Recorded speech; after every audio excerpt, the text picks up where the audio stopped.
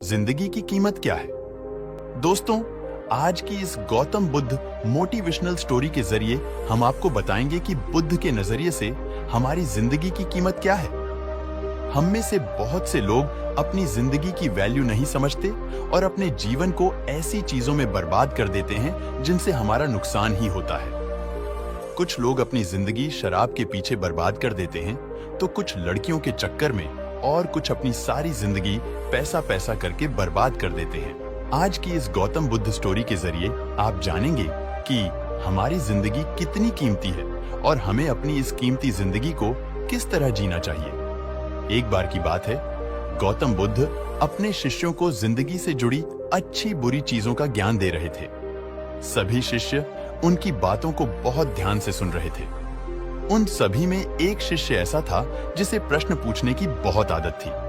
वो उठकर गौतम बुद्ध के पास गया और उनसे बोला, आप हमें जिंदगी के बारे में जो कुछ सिखा रहे हैं उस सब का क्या फायदा, क्योंकि हम में से बहुत से बच्चों को ये भी नहीं पता कि हमारे जीवन का मूल्य क्या है और ये जीवन हमारे लिए कितना कीमती है।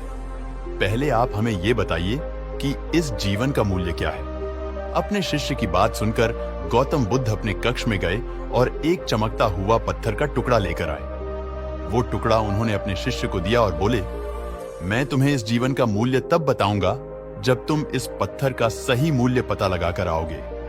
साथ ही ये ध्यान रखना कि तुम्हें ये पत्थर का टुकड़ा किसी को बेचना नहीं है। गौतम बुद्ध की बात मानकर वो शिष्य बाजार की तरफ चला गया।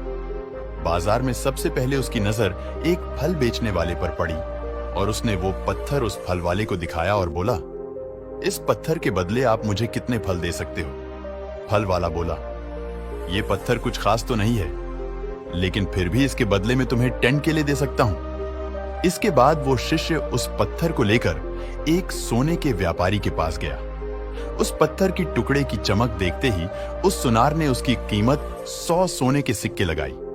शिष्य ने वो टुकड़ा बेचने से मना किया तो वो सुनार उसके बदले 200 सोने के सिक्के देने को भी राजी हो गया, लेकिन शिष्य ने वो पत्थर नहीं बेचा। इसके बाद वो शिष्य एक हीरों के व्यापारी के पास गया और उनके सामने उसने वो पत्थर के टुकड़े को रख दिया।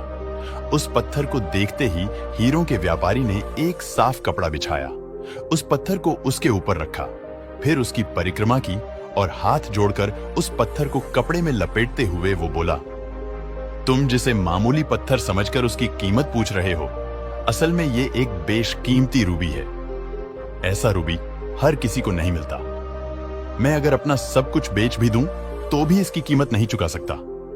उस व्यापारी की बातें सुनकर वो शिष्य हैरान हो गया। वो दौड़ा दौड़ा सीधा बुद्ध के पास आया और उन्हें उसने जो कुछ भी बाजार में हुआ वो सब बताया। उसकी अचरज भरी बातें सुनकर गौतम बुद्ध बोले, तुम्हारे सवाल का जवाब इस रूबी की कीमत में ही छिपा है। हमारा जीवन भी एक रूबी है। रूबी की तरह ये भी बेशकीमती है, लेकिन हम इस बात को हमेशा नजरअंदाज करते हैं और अपने जीवन का मूल्य नहीं समझते। हम दूसरों को देखकर और उनके जैसा जीवन जीने की कोशिश में अपने जीवन की कीमत को कम कर देते हैं। हम ये सोचते हैं कि हमारी जिंदगी की कीमत वही है जो दूसरे हमें बताते हैं, लेकिन ये बात हमेशा ध्यान रखना कि सामने वाला अपनी हैसियत, बुद्धि और अपनी समझ के हिसाब से तुम्हारी कीमत लगाता है। जिंदगी सिर्फ एक बार मिलती है, इसलिए इसको बर्बाद ना करें। अपनी जिंदगी को उतना ही कीमती समझें जितना कीमती आप अपने बैंक में रखें रुपयों को समझते हैं। आज के समय में लोग अपनी जिंदगी से ज्यादा कीमती प्यार, पैसों और दिखावे से भरी चीजों को समझते हैं। प्यार के चक्कर में लोग सुसाइड कर लेते हैं। पैसों के चक्कर में ऐसा काम करने लग जाते हैं जिससे उनकी जिंदगी बर्बाद हो जाती है।